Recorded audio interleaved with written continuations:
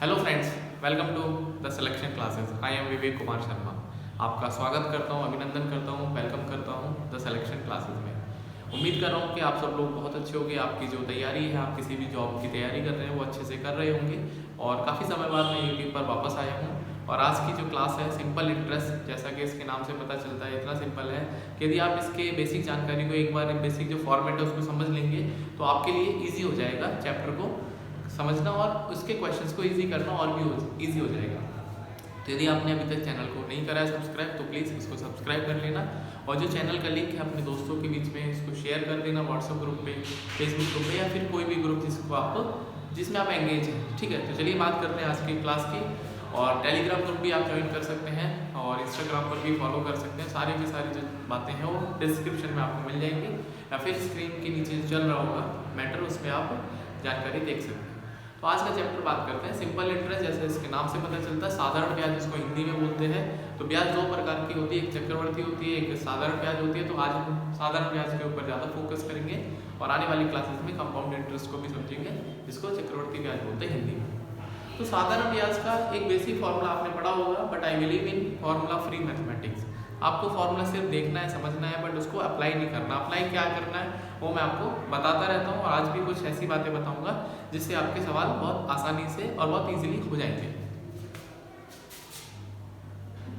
तो यदि हमें इंटरेस्ट कैलकुलेट करना है, मान लो किसी ने आपको पैसा दिया या आपने किसी से पैसा लिया, तो उस पर वो क्या करता है, आप जब पैसा देते हैं तो आप भी चार्ज करते हैं इंटरेस्ट, जिसको ब्याज बोलते हैं। और यदि आपने किसी से पैसा लिया है, बैंक से लिया, अपने दोस्त से लिया है, तो आपको भी ब्याज देना पड़ता है। ठीक है, तो आजकल पैसा देना के टाइम पे जो लोग हैं बहुत ज़्यादा एक तरह से विनर हो जाते हैं, बट यदि अपने पैसे वापस मांगने लगो तो दे आर लाइक कि कौन से पैसे भाई, कैसे पैसे, हम किसी को नहीं जानते।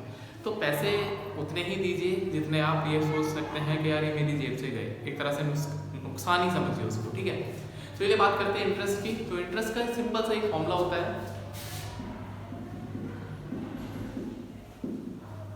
PRT upon 100। ये आपने काफी बार ये फॉर्मूला आपने पढ़ा होगा। P यहाँ पर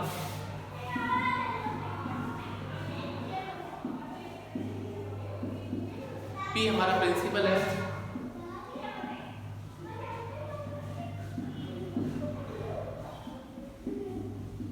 R हमारा रेट ऑफ इंटरेस्ट है जिसको परसेंटेज में दिया जाता है,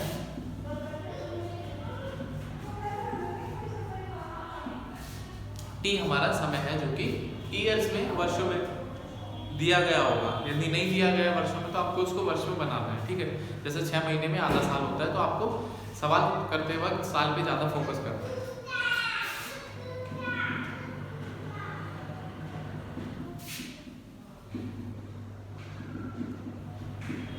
और जो हमारा I है वो हमारा सिंपल इंटरेस्ट साधारण ब्याज है, जिसको हम रुपए में कैलकुलेट करेंगे। ठीक है, उसके बाद हम बात करते हैं यदि हमने पैसा मान लो किसी से उधार लिया है तो हमें कितना पैसा वापस देना पड़ेगा। जितना उधार लिया उतना तो देना ही देना है, बट उसके बाद जो उस पर इंटरेस्ट लगा, जो ब्याज लगा, उसको भी हमें रिटर्न करना पड़ेगा। तो जो है टोटल अमाउंट निकल के आता है।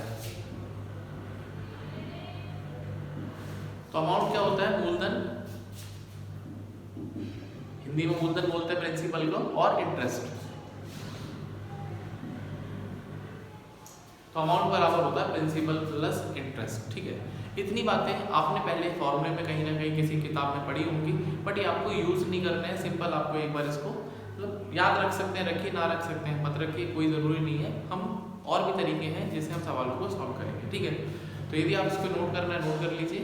ठीक है, तो चलिए बात करते हैं आगे हमें किस तरह से सवालों को अप्रोच करना, बेसिक इसमें आपको क्या चीज़ इंपॉर्टेंट है जो आपको समझनी है।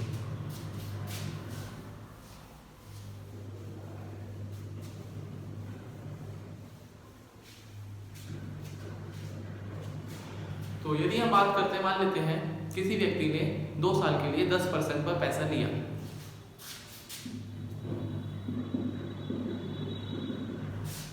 तो किसी व्यक्ति ने जब मान लो किसी से पैसा दिया या पैसा लिया 2 साल के लिए 10% की वार्षिक ब्याज पर या दर पर, ब्याज की दर पर,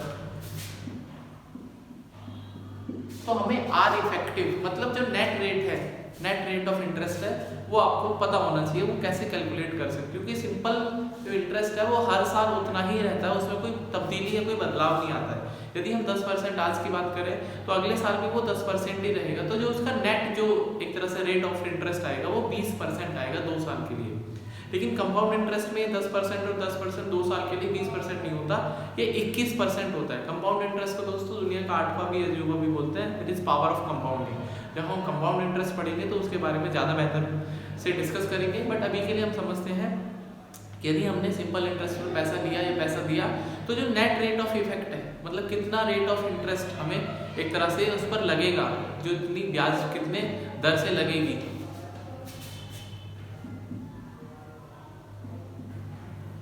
तो R इंटू टी टाइम हमारा और उसकी रेट ऑफ इंटरेस्ट सालाना कितनी है उनकी गुणा करनी है। मतलब क्या है कि यदि हम इस वाले केस में बात करेंगे तो हमारा जो R इफेक्टिव है कितने साल है, 2 साल है, और हर साल कितना ब्याज मिल रहा है, 10% मिल रहा है, तो जो नेट वैल्यू आएगी उसकी 20% आएगी। ठीक है, तो या तो हम 10% को 2 साल लगा लें या फिर हम 20% को एक साथ लगा लें, तो हमारा आंसर सेम ही आएगा। बट हम 10% को 2 बार नहीं लगाएंगे, 20% को एक साथ लगाएंगे, जिससे हमारा टाइम भी बचेगा और कैलकुलेशन भी आसान हो जाएगी। पहली बात आपको ये समझनी है। दूसरी बात आपको ये समझना है कि यदि हमारे पास परसेंटेज में कोई भी फिगर है तो उसको हमें फ्रैक्शन में कन्वर्ट करना है।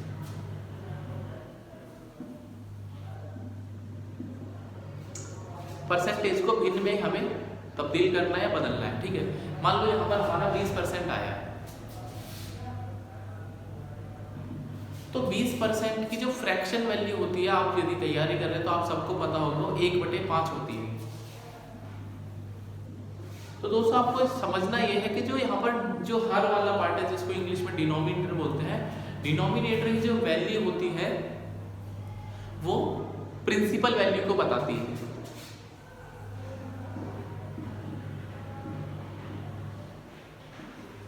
जो डिनोमिनेटर रहेगा वो मूलधन की वैल्यू को बताता है, और जो ऊपर की तरफ लिखा हुआ है जिसको न्यूमिनेटर या अंश बोलते हैं,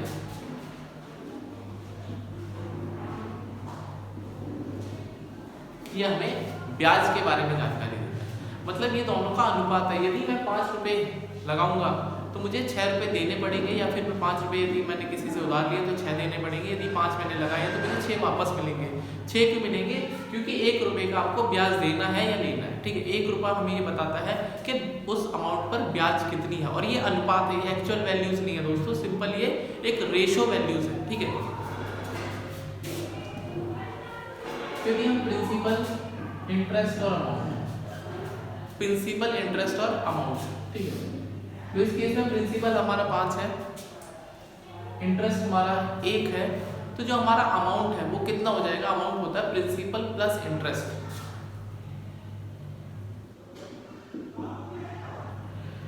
तो जो इनका रेशो आएगा, रेशो अनुपात जो आएगा 5:1:6 का अनुपात आएगा। ठीक है, उम्मीद कर रहा हूँ इतनी बात आपने समझी होगी कि किस तरह से हम इफेक्टिव रेट ऑफ इंटरेस्ट निकाल सकते हैं। उसके बाद हमें जो इफेक्टिव रेट को हमें परसेंटेज को फ्रैक्शन में कन्वर्ट करना है, जिससे कि हम ये वाली रेशियो वैल्यू निकाल पाएँ। और यदि आपके पास एक बार रेशियो वैल्यू आ गई, कोई भी सवाल है, कितना भी मुश्किल है, कितना भी इजी है, सब इसी तरीके से हो जाएंगे। आपको कोई फॉर्मूला नहीं याद रखना है, बस आपको सिंपल सी बात याद रखनी है कि जितना पैसा जितने साल के लिए जितनी रेट पर लगा है उनको गुणा कर देना है। ठीक है, तो गुणा करने के बाद हमारे पास एक परसेंटेज की फाइनल वैल्यू आ जाएगी, और उसको फिर फ्रैक्शन में कन्वर्ट करके हमें इनका अनुपात निकाल देना है। आई होप इतनी बात समझ में आई होगी। यदि आपको कोई डाउट रह जाता है तो आप मुझे कमेंट कर सकते हैं। डेफिनेटली कमेंट में ही आपके डाउट्स को क्लियर करने की मैं कोशिश करूंगा। तो चलिए कुछ छोटे छोटे सवालों से शुरुआत करते हैं। कुछ इंपॉर्टेंट भी सवाल हो सकते हैं जिनके आंसर आप ढूंढ रहे होंगे, या फिर कुछ बेसिक सी बातें हैं उनको सवालों के माध्यम से समझने का प्रयास करते हैं।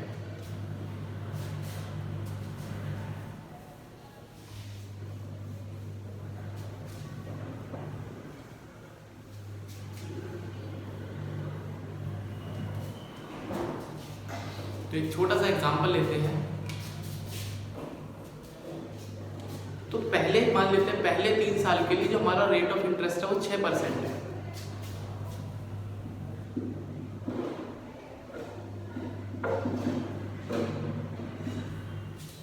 और अगले 4 साल के लिए हमारा रेट ऑफ इंटरेस्ट 7% है।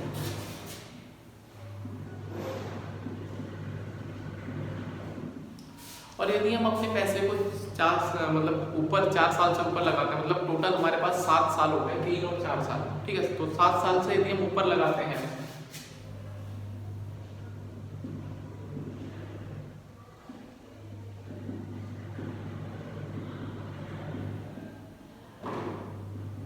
तो 7 साल से ज्यादा कितने भी साल होंगे उस पर हमें रेट ऑफ इंटरेस्ट 5% गिवन है। यदि मान लो किसी व्यक्ति ने 10,000 रुपए इन्वेस्ट किए,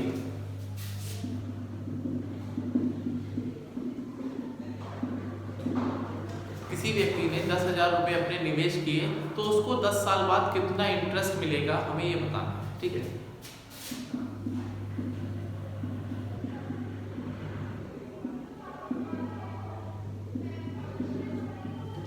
तो 10 साल बाद उसको कितना ब्याज मिलेगा, हमको ये सिंपल सी बात बतानी है, ठीक है। तो यदि इसमें फॉर्मूले लगाते रहेंगे तो हमें 3 बार फॉर्मूले लगाना पड़ेगा और उसके बाद फिर फाइनली हमें उसको कैलकुलेट करना पड़ेगा। बट मैंने आपको एक सिंपल सी बात बताई कि आपको इफेक्टिव रेट ऑफ इंटरेस्ट पे ध्यान देना है। तो यदि हम इफेक्टिव रेट ऑफ इंटरेस्ट मतलब एक तरह से जो इतनी 3 इंटरेस्ट वैल्यू दे रखी है उनका एक सम मिला के कितनी वैल्यू आएगी, तो इफेक्टिव रेट ऑफ इंटरेस्ट मैंने क्या बोला, कितने साल है और कितनी परसेंटेज है। तो यदि हम 3 साल के लिए, भाई 10 साल का मतलब क्या है कि 3 साल और 4 साल, ये तो आना ही आना है क्योंकि 7 साल तक तो पैसा लगेगा ही लगेगा, और 7 साल के ऊपर 3 साल बचे 8, 9, 10, उनमें हमें 5% ब्याज जो है वो मिलेगी, ठीक है। इतनी बात आपको समझनी है कि पहले 3 साल के लिए 6%, अगले 4 साल के लिए 7% मिल रहा है। और यदि हमने 10 साल तक अपना पैसा लगाया तो हम 7 साल तक तो लगा चुके हैं, भाई 3 साल और 4 साल, 7 साल, 10 साल में हमें पहुंचने के लिए 3 साल की और जरूरत है। तो हमें अगले 3 सालों के लिए सिर्फ जो रेट ऑफ इंटरेस्ट है वो 5% के हिसाब से मिलेगा।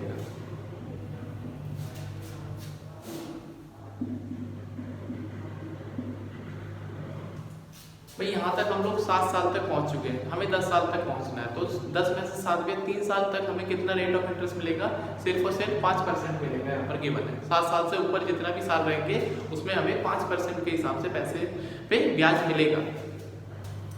तो 6 दिया 18, 4 सत्ते 28 और 3 पंजे 15, 46 और 15 61%। तो हमारा जो नेट इफेक्टिव रेट है वो 61% आ गया, मतलब हमें 61% की ब्याज मिलेगी। कितना ब्याज मिलेगी, 61%। तो यदि हम बात करते हैं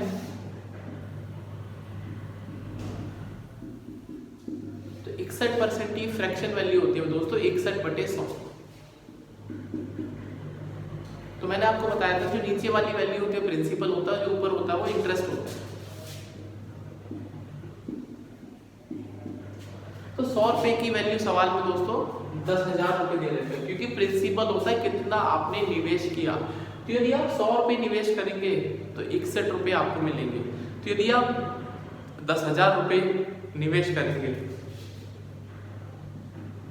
तो 10,000 100 का कितना टाइम्स है, 2 जीरो आपको चिपका देनी है सर। तो यदि मैं 10,000 रुपए यदि मैं निवेश करूंगा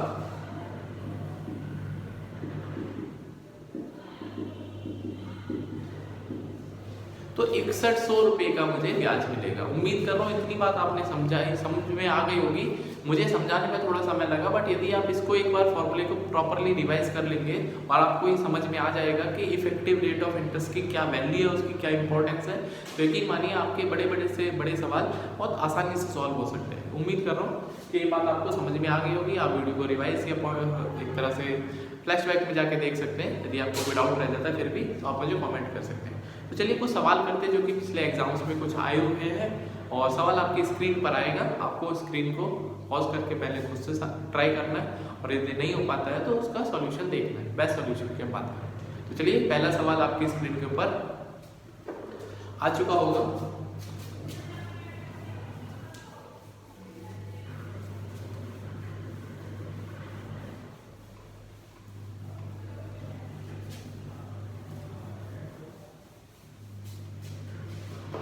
सवाल मेरे पास यहाँ पर लिखे हुए हैं। पहला सवाल आपके पास आ चुका होगा। तो सवाल यहाँ पर लिखा है, the ratio of amount invested and the amount received is 5:8 in 5 साल। At simple interest, rate of interest हमको निकालना, ब्याज की दर मतलब वो है वो निकालनी है, दर कितना है उसका, रेट ऑफ इंटरेस्ट। ठीक है, तो सवाल दे रखा है कि हमने कितना निवेश किया और हमें कितना पैसा वापस मिला, उनका अनुपात 5 और 8 का है। हमने P रुपए लगाए और हमें E रुपए मिले, मतलब हमने 5 रुपए लगाए हमें 8 रुपए मिले, तो इस पर ब्याज कितना मिला दोस्तों हमें,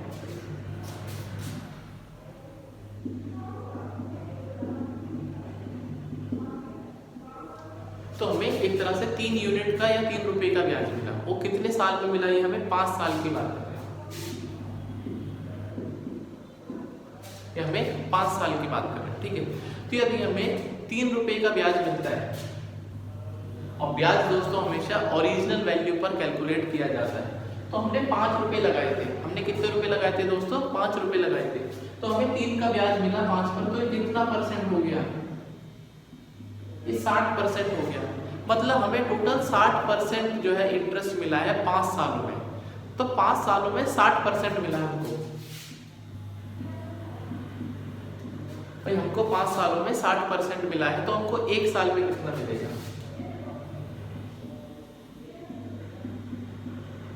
तो 1 साल में दोस्तों में 12% ब्याज मिलेगा। ठीक है, उम्मीद करो इतनी बात आपको समझ में आ गई होगी। हमने कोई फॉर्मूले का यूज नहीं करा, हमने सिंपल आपको ये बात समझाई थी कि प्रिंसिपल 5 रुपए है और हमको 8 रुपए मिले, तो ब्याज कितना हुआ, हमें 3 रुपए ज्यादा मिले, तो 3 रुपए ज्यादा हमें 5 पर मिले हैं, 3 रुपए दोस्तों हमें 5 पर मिले हैं, मतलब 3/5 को यदि मैं इसकी प्रतिशत बनाता हूँ तो 60% हमको ब्याज मिला है, वो भी 5 सालों में मिला है, तो 1 साल में कितना ब्याज मिलेगा, हमें 12% मिलेगा।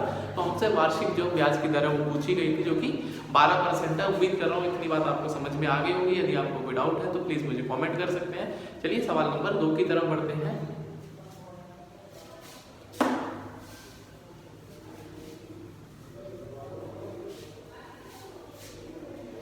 सवाल नंबर 2 भी आपकी स्क्रीन के ऊपर आ चुका होगा। तो सवाल कह रहा है A borrowed a loan from B at 8% SI for 2 साल। ठीक है, ए ने बी से कुछ पैसा उधार लिया 2 साल के लिए 8% पे, and repaid the loan with interest 1,91,864 रुपए उसने वापस करे ब्याज के साथ में। तो हमें ये बताना है ए ने कितना पैसा उधार लिया। बड़ा आसान है। ठीक है, तो दोस्तों मैंने आपको एक बात बताई थी कि हमें समय भी दे रखा है, हमें रेट ऑफ इंटरेस्ट भी दे रखा है, तो हमें आर इफेक्टिव निकालना है।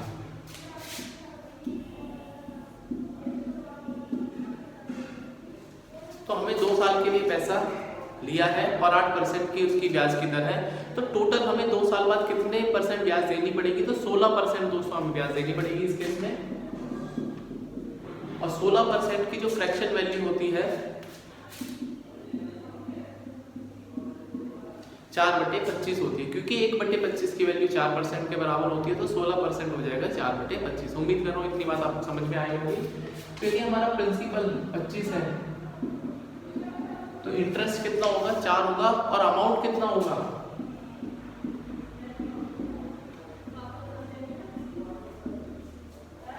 29। तो 25, 4 और 29 का जो हमारा अनुपात का और इनका रेशियो आ गया। ठीक है, अब सवाल में पढ़ते हैं क्या दे रखा है। हमें दे रखा है कि उसने पैसा वापस करा इंटरेस्ट के साथ में 1,91,864 रुपए।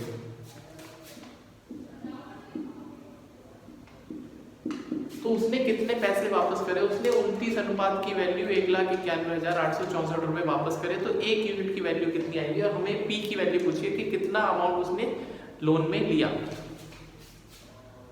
तो यदि हम 29 से इसको डिवाइड करते हैं तो 29 से 133, 29 से 152, 29 चौके 96, 58, 116,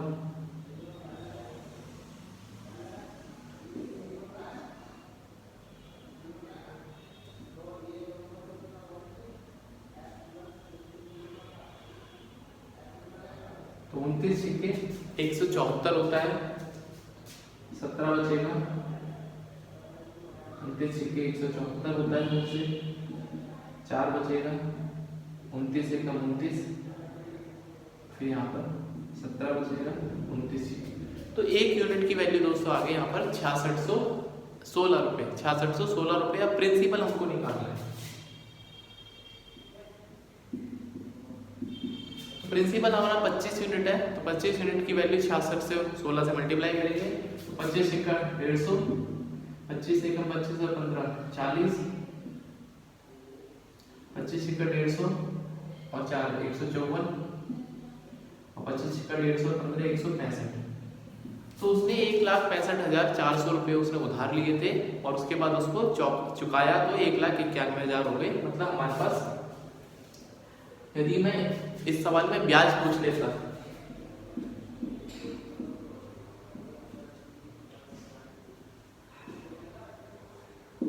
तो 26,000 रुपये की उसको ब्याज देनी पड़ेगी। 66 गुनी 132, 26,000 रुपये की उसको ब्याज देनी पड़ेगी। तो उम्मीद कर रहा हूँ इतनी बात आपको समझ में आ गई होगी। इस सवाल को आप इसी तरीके से करते तो आपका आंसर बहुत ही जल्दी आ जाता है। यदि आप इसको फॉर्मूला लगा के करेंगे तो डेफिनेटली आपके पास कैलकुलेशन भी बढ़ जाएगी और आपको टाइम भी ज़्यादा लगेगा। तो चलिए सवाल नंबर 3 की बात करते हैं।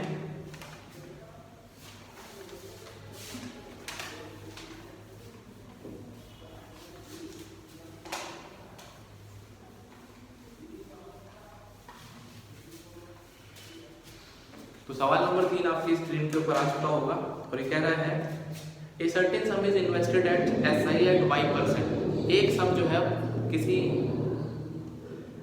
SI पर लगाया गया y% की ब्याज की दर है 3.5 साल के लिए।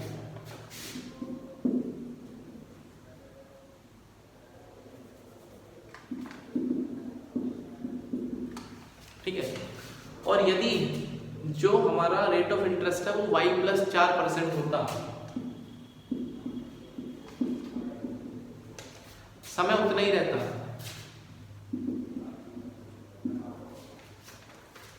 तो हमें 4452 रुपये ब्याज ज्यादा मिलती। कितनी मिलती? 4452 रुपये।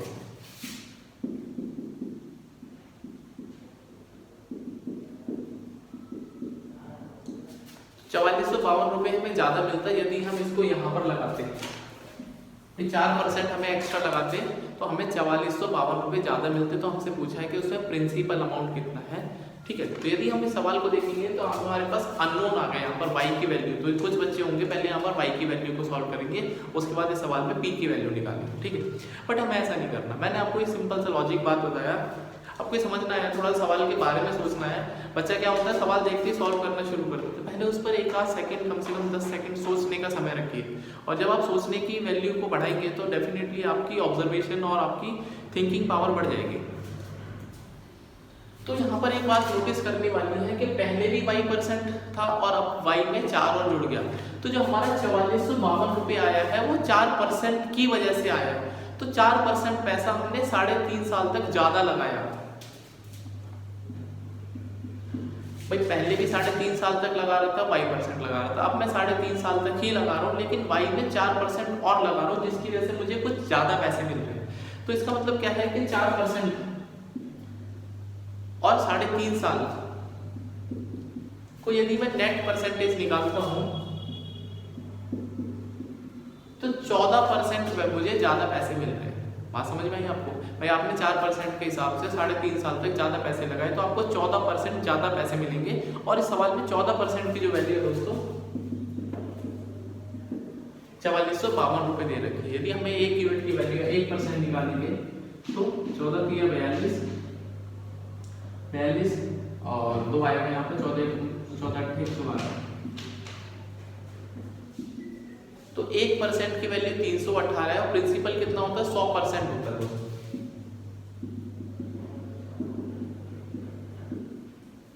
तो उस व्यक्ति ने 31,800 रुपये लगाए थे, जिसकी वजह से उसको यदि वो 4% ज्यादा ब्याज मिलेगी उसको 3.5 साल के लिए, तो उसको 4452 रुपये ज्यादा मिलेंगे। तो प्रिंसिपल अमाउंट दोस्तों 31,800 रुपये था। उम्मीद कर रहा हूँ इतनी बात आपने समझी होगी। फिर से एक बार आप इसको रिवाइज करके देखना तो डेफिनेटली आपको चीजें समझ में आ जाएंगी। तो चलिए आगे सवाल की तरफ बढ़ते हैं। सवाल नंबर 4 है,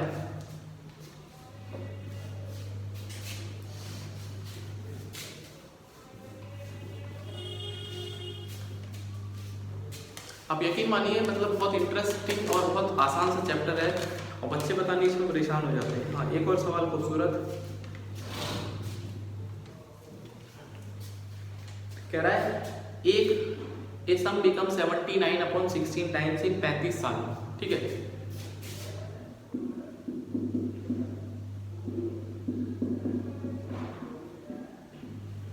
एक जो पैसा है हमने लगाया तो वो 79/16 अपना गुना हो गया 35 साल में। मतलब हमने प्रिंसिपल और अमाउंट को देखना, तो हमने मान लो 16 रुपए लगाए, भाई हमने 16 रुपए लगाए और वो रुपए हमारे 79 हो गए, ठीक है। तो हमें इंटरेस्ट कितना मिला, भाई हमने 16 रुपए लगाए और हमें 79 रुपए मिले, तो हमें इंटरेस्ट कितने में मिलेगा, तो हमें 63 रुपए का एक तरह से इंटरेस्ट मिलेगा। इतनी बात समझ में आई, भाई हमने 16 रुपए लगाए 79 मिले, तो हमें 63 रुपए का इंटरेस्ट मिला, ठीक है। तो यदि हमें 63 रुपए का इंटरेस्ट मिला तो रेट ऑफ इंटरेस्ट कितना आएगा, भाई हमें 63 रुपए मिले और कितने रुपए में मिले, 16%, भाई 16 रुपए पे मिले, 63 रुपए हमें मिले 16 रुपए पे। अब ये जो है वो 35 साल का रेट ऑफ इंटरेस्ट है, भाई ये 35 साल का इंटरेस्ट है, हमें 1 साल का निकालना है, ठीक है। तो इसको 1 साल से डिवाइड करने के लिए, ये तो मेरी परसेंटेज वैल्यू आ गई, और 1 साल के लिए हमें इसको 35 से भाग लगाना पड़ेगा, क्योंकि ये जो सारा का सारा जो कार्यक्रम हुआ है वो 35 साल में हुआ है, ठीक है। तो हमें इतनी बात समझनी चाहिए कि यदि हम रेट ऑफ इंटरेस्ट निकालते हैं तो वो टोटल सालों का निकलता है, उसके बाद हमें 1 साल का निकालने के लिए टोटल साल से उसको भाग लगाना पड़ेगा। तो 5 × 7 = 35, 5 से 20, 7 × 63, 4 × 16, 4 × 20, तो 45/4 की जो फ्रैक्शन वैल्यू या परसेंटेज वैल्यू या डेसिमल वैल्यू होती है तो 11.25%। तो इसका मतलब जो हमारा रेट ऑफ इंटरेस्ट है वो 11.25% है, सालाना की बात कर रहे हैं, ठीक है। सालाना हमारा कितना है 11.25%, ठीक है। इतनी बात आपको समझ में आ गई होगी।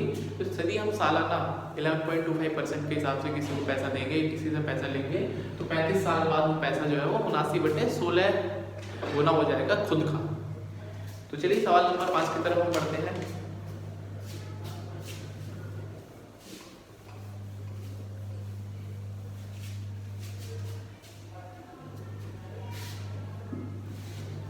ये सवाल अच्छा है दोस्तों। कह रहा था ऐसा ही होने सम इज 9/35 ऑफ द सम, ठीक है। किसी पैसे पर जो इंटरेस्ट है वो 9/35 है। तो 9/35 मैंने आपको क्या बोला था, नीचे वाली वैल्यू प्रिंसिपल होती है, ऊपर वाली वैल्यू इंटरेस्ट होती है, ठीक है। और यदि ऊपर वाली वैल्यू ज्यादा है तो फिर वो अमाउंट हो जाएगा, ठीक है। तो जैसे हमारे पास यहाँ पर 35 है तो इंटरेस्ट हमारा 9 है। उसके बाद दूसरी बात कह रहे हैं if number of years is numerically 5/7 times of the rate of interest, ठीक है। यदि हमारा जो समय है वो रेट ऑफ इंटरेस्ट के हिसाब से 5/7 है, तो यदि हमारा रेट ऑफ इंटरेस्ट 7 है तो जो हमारा समय है वो 5 और 7 के अनुपात में रहेगा। इतनी बात ये हमसे कहना चाहता है और हमसे पूछ रहा है कि हमें रेट ऑफ इंटरेस्ट निकालना है, ठीक है। यदि मान लेते हैं इनका अनुपात k मान लेते हैं और इनको x मान लेते हैं। तो एक फॉर्मूला मैंने अभी आपको सिंपल सा पढ़ाया था, I = PRT। तो हमें इंटरेस्ट कितना मिला दोस्तों, 9x मिला, और प्रिंसिपल कितना 35x, और रेट कितना हमारा 7k, और टाइम है हमारा 5k अपॉन 100, ठीक है। तो यदि हम इसको सॉल्व करेंगे x बन जाएगा 5 × 7 = 35, 5 से 20, 5 × 20, तो यहाँ पर k² की वैल्यू आ जाएगी 36/49। तो k² की वैल्यू आ गई दोस्तों 36/49। तो यहाँ पर k की वैल्यू कितनी आ जाएगी 6/7। कितनी आ जाएगी दोस्तों 6/7। उम्मीद करो इतनी बात आपको समझ में आ गई होगी। सिंपल जो हमने फॉर्मूला यूज करा है SI = PRT/100 से। तो यहाँ से हमें रेट ऑफ इंटरेस्ट निकालना है, तो रेट ऑफ इंटरेस्ट कितना हमारा 7k,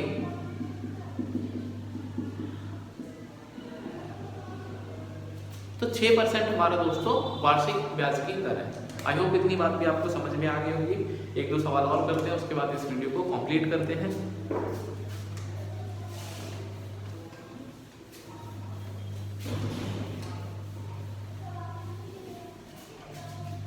तो क्वेश्चन नंबर 6 क्या कहता है हमसे,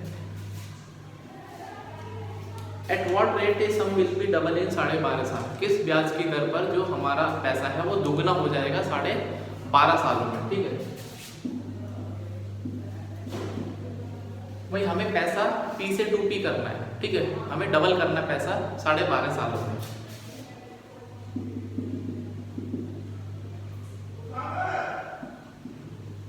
तो यदि हमें पैसा डबल करना है तो हमें इंटरेस्ट कितना मिलेगा,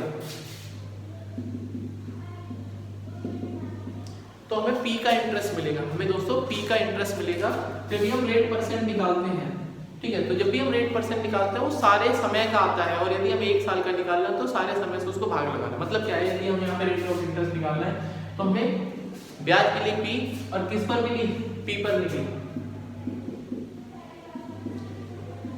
तो हमारा जो 100% का हमको रेट ऑफ इंटरेस्ट मिला वो दोस्तों 12.5 साल में मिला है।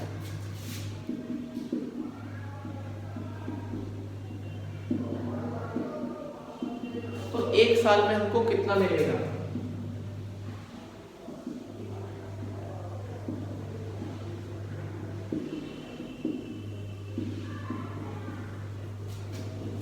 तो 16% दोस्तों हमें 1 साल में रेट ऑफ इंटरेस्ट मिलेगा। सॉरी, हाँ 12.5 साल में है तो रेट ऑफ इंटरेस्ट हमारा 16% रहेगा। 16% रहेगा, 25/2 हो गया, अच्छा 25 चौका 100 होता है दोस्तों। तो रेट ऑफ इंटरेस्ट हमारा 8% आएगा। उम्मीद कर रहा हूँ इतनी बात आपको समझ में आ गई होगी कि हमें कुछ नहीं करना, हमें पहले रेट ऑफ इंटरेस्ट निकालना, उसके बाद जितने साल हमें ये पैसा डबल हो रहा है, ट्रिपल हो रहा है, 4 साल हो रहा है, मतलब 4 गुना हो रहा है, 5 गुना हो रहा है, उतनी साल से हमें भाग लगा देना। तो चलिए एक और इसी टाइप का सवाल है, सवाल नंबर 6, सवाल नंबर 7 एक्चुअली।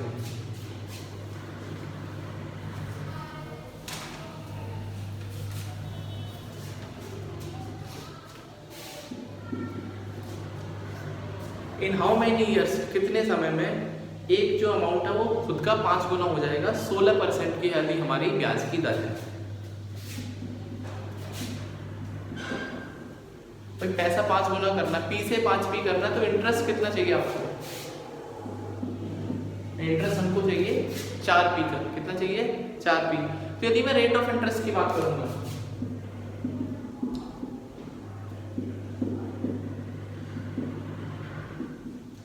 तो रेट ऑफ इंटरेस्ट 400% है, और ये इफेक्टिव रेट ऑफ इंटरेस्ट है दोस्तों।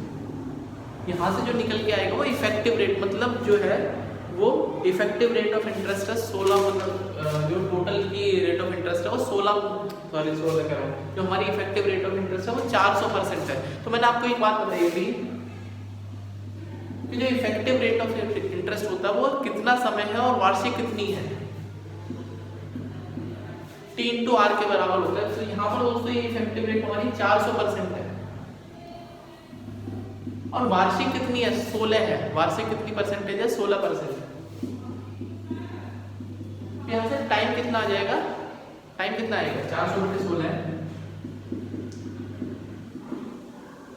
तो यदि हम अपना पैसा 25 सालों के लिए लगाए 16% के हिसाब से, तो हमारा पैसा 5 गुना हो जाएगा। कितना गुना हो जाएगा, 5 गुना। मतलब यदि हमें अपना पैसा 25 साल के लिए लगाना और रेट ऑफ इंटरेस्ट कितना 16, तो हमारा जो पैसा है वो अगले 25 सालों में 5 गुना हो जाएगा। तो उम्मीद कर रहा हूँ दोस्तों आज की वीडियो आपने एंजॉय करी होगी, आपने कुछ सीखा होगा। यदि आपको कोई डाउट है, कोई फीडबैक है, कोई सजेशन है, please do comment me and don't forget to subscribe the channel the selection classes. और आने वाले टाइम में ये वीडियोस कंटिन्यू रहेंगी यदि आपका रिस्पांस अच्छा मिलेगा। और आपके आने वाले एग्जाम्स के लिए यदि आपको कोई सजेशन चाहिए, कोई डाउट है, तो यू कैन आस्क मी। और आप मेरे इंस्टाग्राम को फॉलो कर सकते हैं, आप मुझे ट्विटर पर, आप मुझे टेलीग्राम पर फॉलो कर सकते हैं। तो see you soon in the next video. Till then अपना ध्यान रखिए। मैं विवेक शर्मा आपसे विदा लेता हूँ। Bye bye, take care.